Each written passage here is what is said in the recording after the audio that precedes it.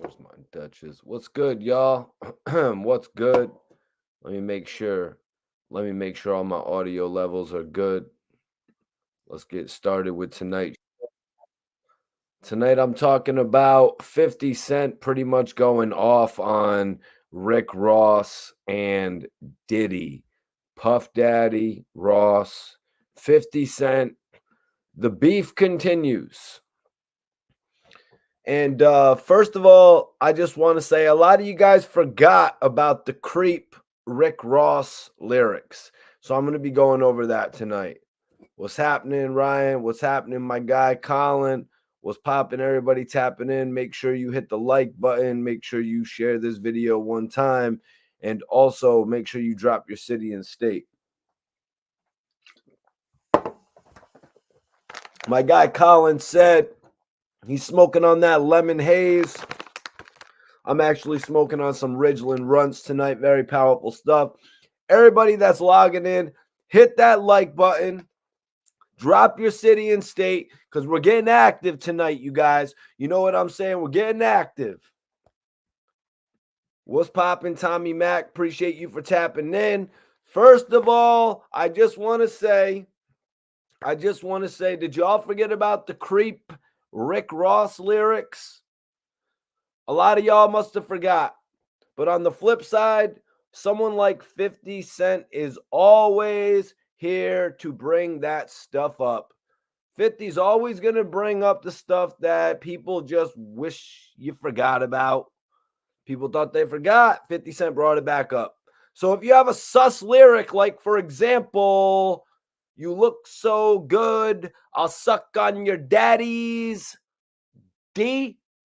I don't want to say the artist that said that bar, but we all know the artist that said that bar. Sometimes artists say sus bars. This is one of those times. Rick Ross said a sus bar a long time ago, and 50 Cent has a great memory, so he doesn't forget. One thing about Rick Ross, he's a liar. He lies in all of his raps. He's not a drug dealer. He's not actually the drug dealer, Rick Ross. He lies in a way to make himself sound authentic. If you didn't know any better, you would actually think Rick Ross flipped like 300 birds right across the Atlantic. If you didn't know any better. If the internet didn't exist, Ross got in right in that time before social media and all the shit really popped off. You know what I'm saying? You know what I mean? I'm just saying he lies in a way to actually make himself seem authentic. What's popping? What's popping, everybody? What up, what up, what up, Schizo? Dex. Dex is next. What up, Hartford, Connecticut in the building?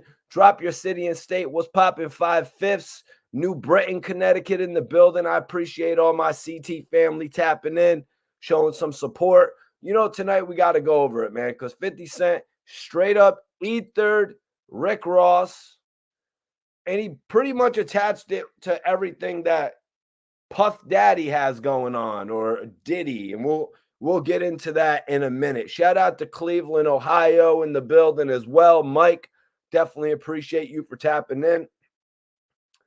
I'm asking, what in the world makes you cool as a male saying a bar, basically saying you're drugging shorty's drinks? I'm asking you. What in the world makes you think that's cool? You said it, Ross. You said it. You're fat and ugly. Your money doesn't help you? Does that cash not help you, Ricky Rose? You really gotta take it from a shorty? Why even say that bar, man? That shit's not even funny. As somebody with a mom, as somebody with friends, and those friends who have sisters, to me, that's not funny. To me, that's not a joke. What on earth would make you say that bar? Why didn't you just tell her? Why didn't you just tell her, Rose? So she does actually know what you're doing. So she knows that she's got Molly in there. Why not say, yo, I'm going to crush up a Molly in your drink? Are you cool with that? You know what that's called? That's called consent. She might have said, oh, this dude is mad chills. I want to pop some Molly with you. That's maybe what she would have said. Why go the dirtbag route, though? I don't got to trick girls into doing Molly with me. Not that I even do that shit, though, on the real. That's like some celebrity shit. We ain't going to get into that. What's poppin', Southwest Philly in the building? I'm just keeping it real tonight. 50 Cent wants to talk about making documentaries. It looks like he's got a episode on Rick Ross. It looks like he's got an episode on Ricky Rose. And it's going to be about the You Don't Even Know It remix. Man, that shit is whack, though. First time addressing it tonight. We got some other things to talk about. We're going to be talking about Charlemagne tonight, calling 50 Cent diabolical.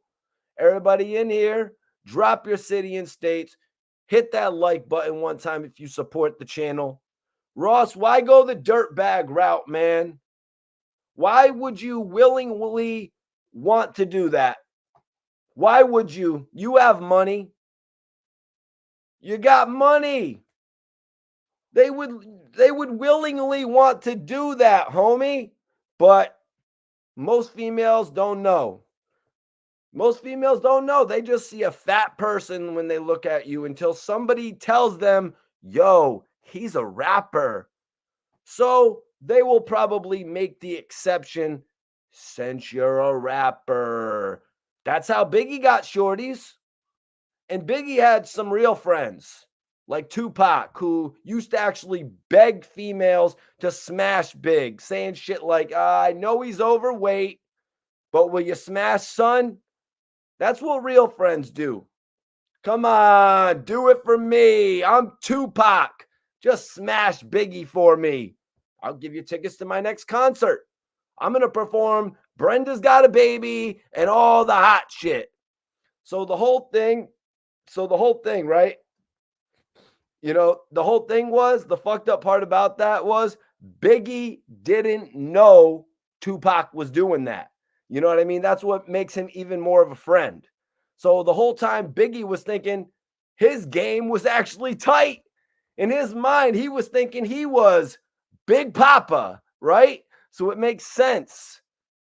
But Biggie, Rick Ross, these guys could never be naked in a tub of roses all over them for some Versace cover shoot. You know what I'm saying?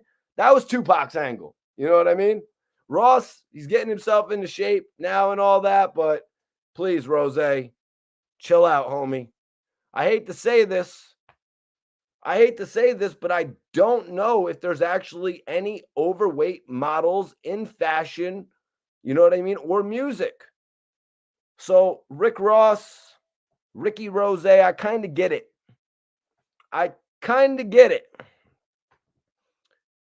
But I just don't understand why you would be so proud about it to rap about it on one of your songs.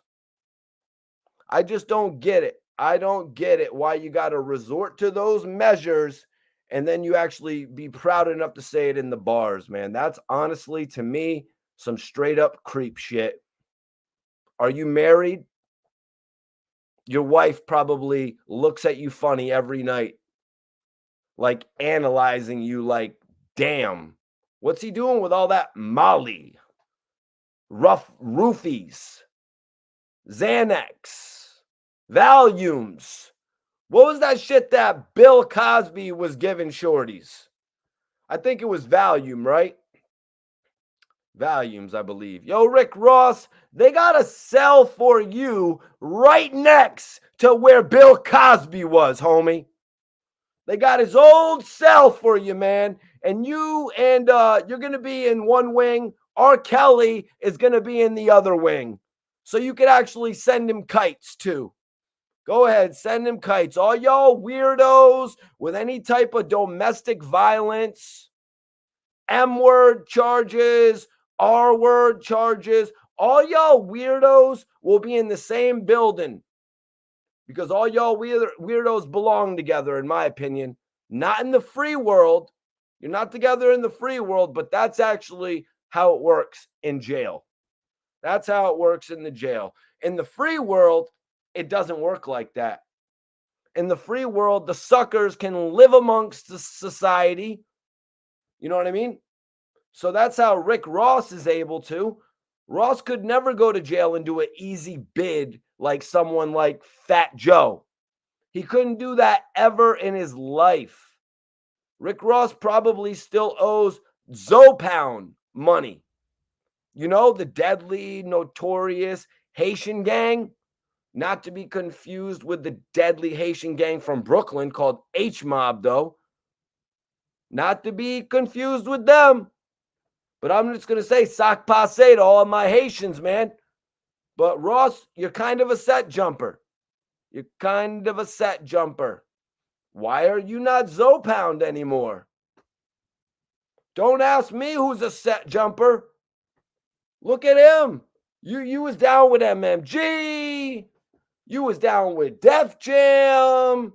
You was down with Jay-Z. You was down with Slip and Slide. Didn't Trina sign you? Or did she just put you on MTV? Wasn't you signed to Trina, Ross? Come on, man. Officer Ricky, weren't you signed to Trina?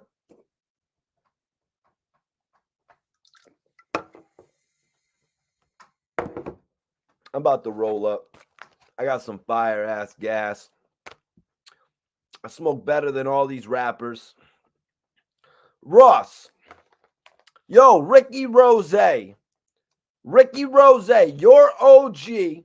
Rest in peace, Black Bo. Your OG. The man you looked up to. Guys, I knew Black Bo. I walked up to Rick Ross's OG and shook his hand just to show Rick Ross, just so Rick Ross could see me shake his OG's hand. What type of boss shit is that? That's the type of shit that I be on. Who else does shit like this? Do you do stuff like that?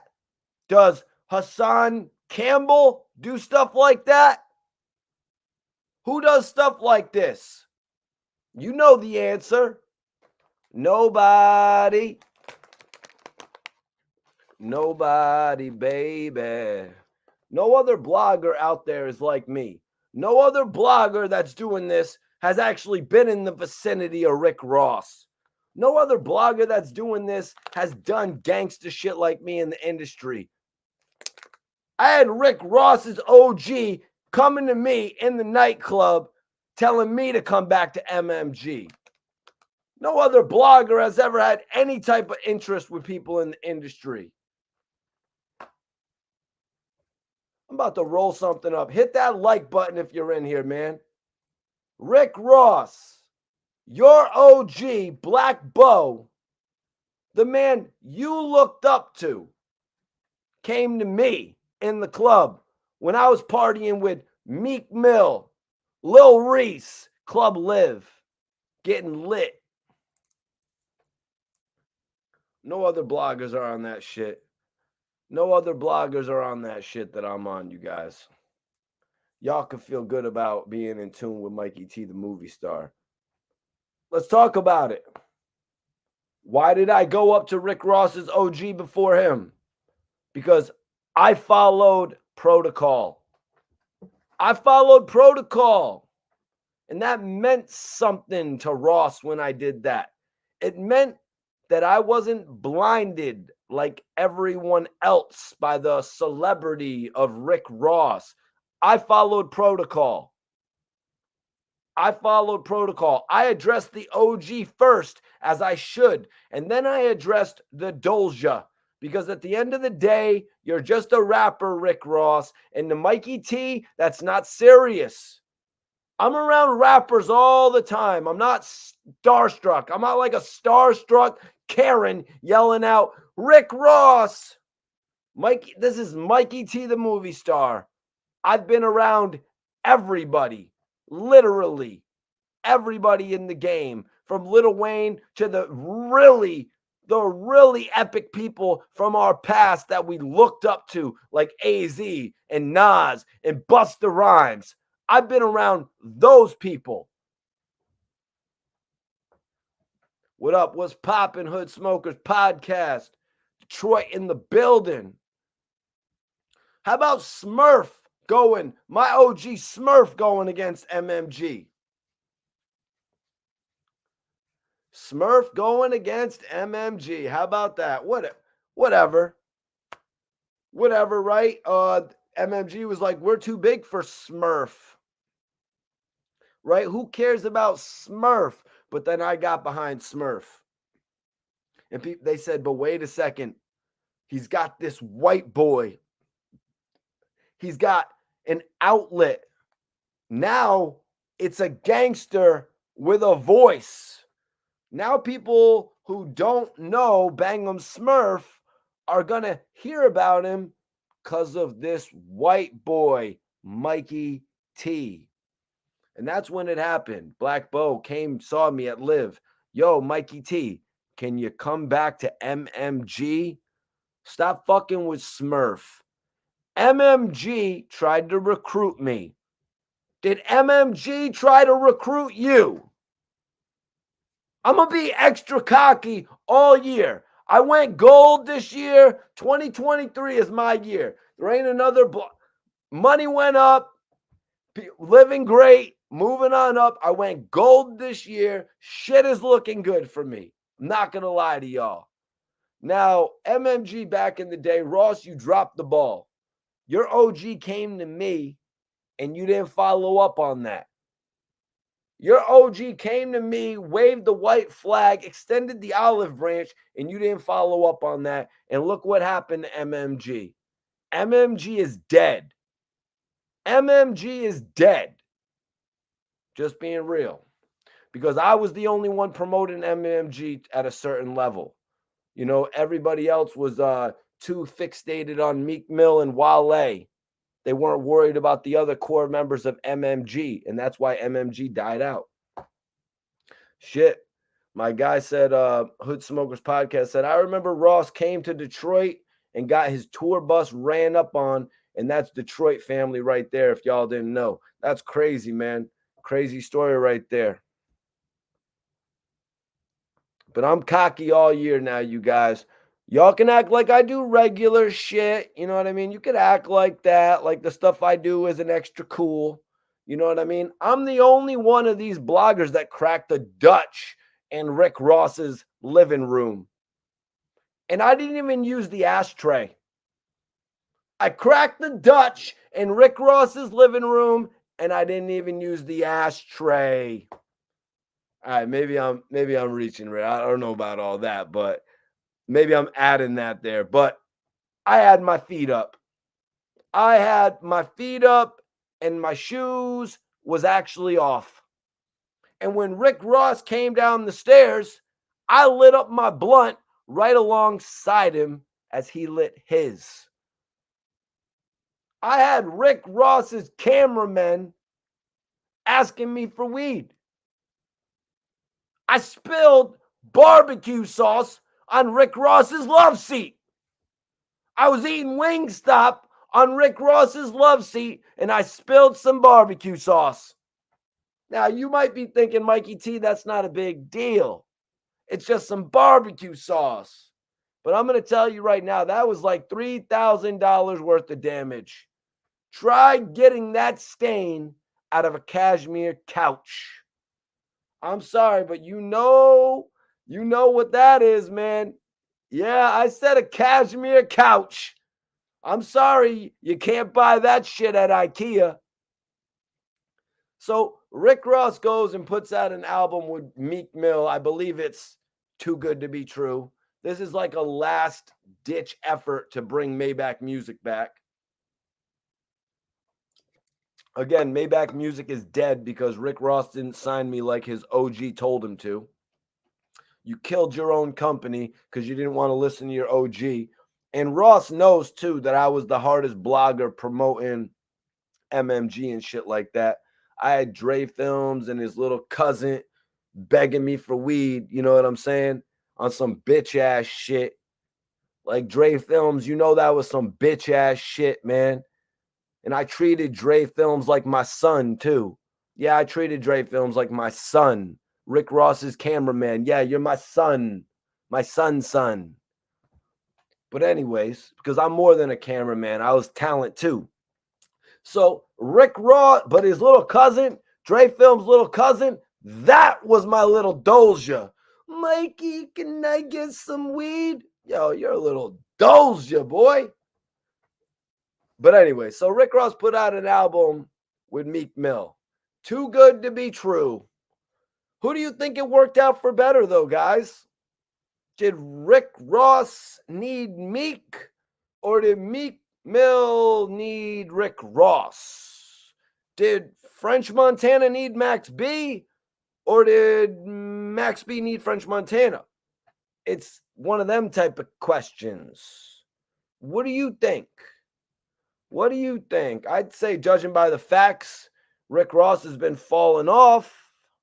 Rick Ross has been falling off with his album sales. I mean, he talks about $150.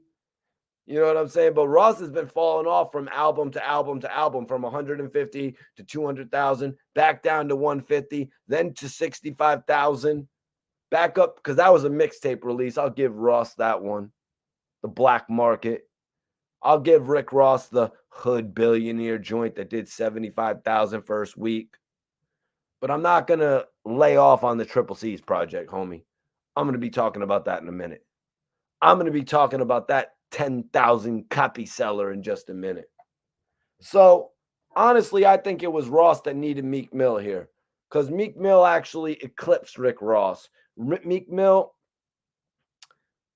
So, what I'm saying is, basically, what I'm telling you is the project flopped because Rick Ross was using Meek Mill for a come up.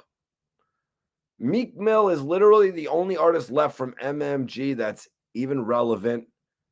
And he's the only one that can actually move units. Like I was saying, Meek Mill moved 250,000 units at one point in a single week. So honestly, Meek Mill's sales history is there. Meek Mill's sales history is there, you guys. And Rick Ross's sales have been dwindling. You know, Meek Mill's last project, the Expensive Pain project, I think it only moved like 85,000 copies first week, but that had a very, very limited push, you know, although they did wrap up some buses with it and shit like that, but that didn't really work out to Meek Mill's advantage. It didn't work out, kind of made Meek look a little bit crazy. But all right, you guys, I'm about to get up out of here. I just wanted to address this tonight, and we'll see y'all later. Peace.